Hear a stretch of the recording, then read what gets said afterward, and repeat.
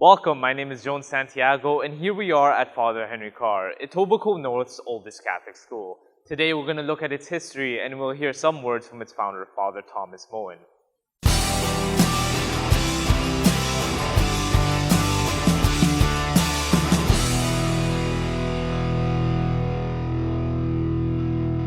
Father Henry Carr Catholic Secondary School is a co-educational school located in the area of Finch and Martin Grove.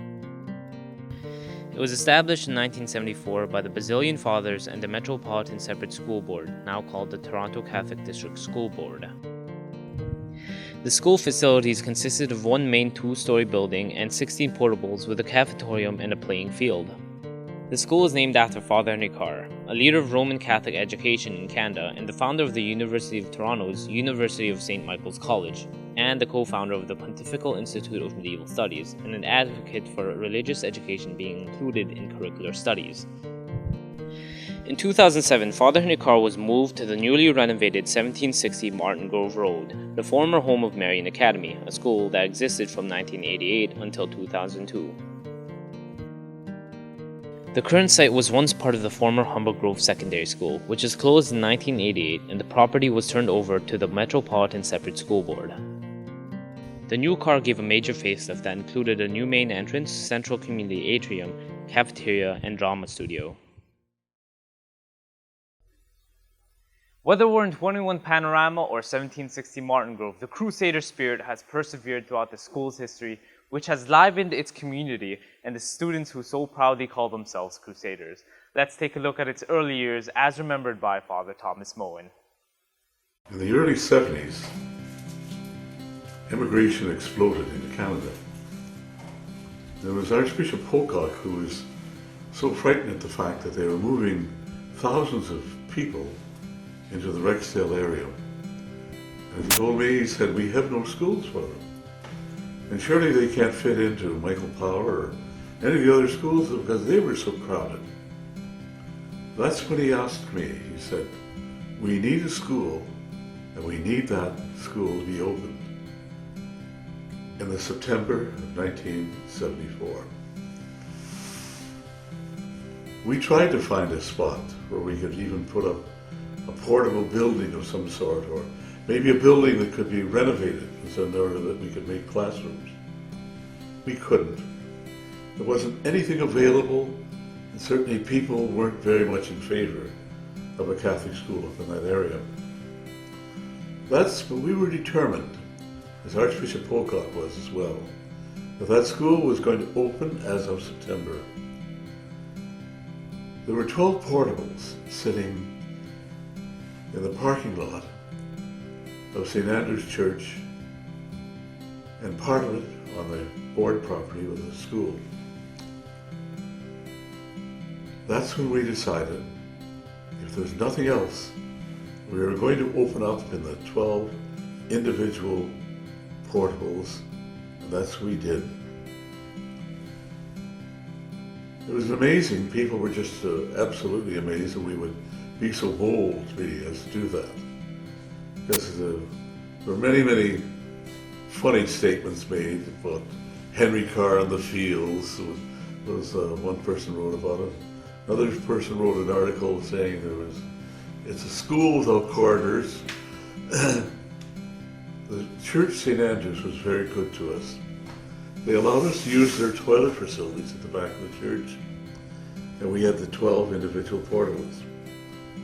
That's the way that school began. And the kids, the students at Henry Carr that came, they were just so enthusiastic and so willing really to try and make that school the best school there was in the whole city. The school opened in '74, and certainly it opened really with a great bang. Teams were formed, classes were begun. These students really made something out of the so-called a nothing school.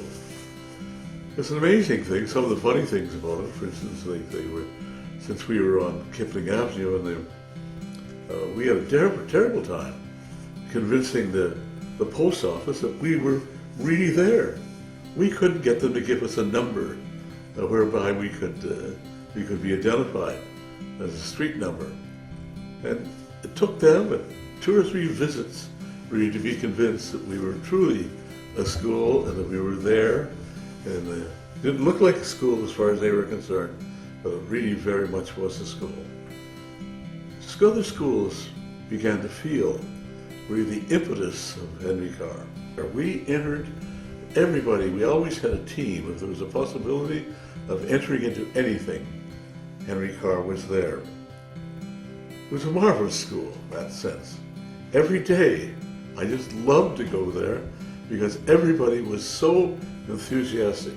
The staff didn't mind all the inconveniences, so-called inconveniences.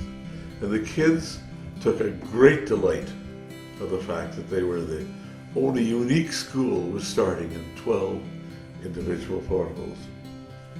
Henry Carr went on, and we were then in the first 2.5 years, we had the first section of the building built. The Diocese of Toronto was very, very generous to us. They not only did they pay for the architect, but they also gave us enough money to build the first section of the school. The following year, the school board designed the rest of the school, and the school board was able to build onto the section of the building that we had built as a private school.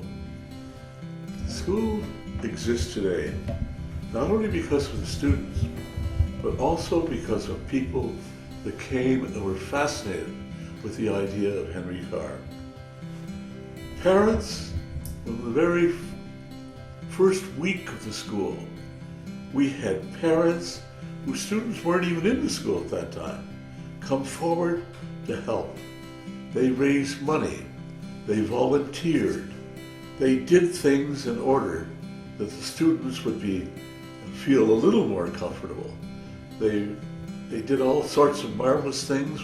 The church allowed us to use their hall as a cafeteria, imagine.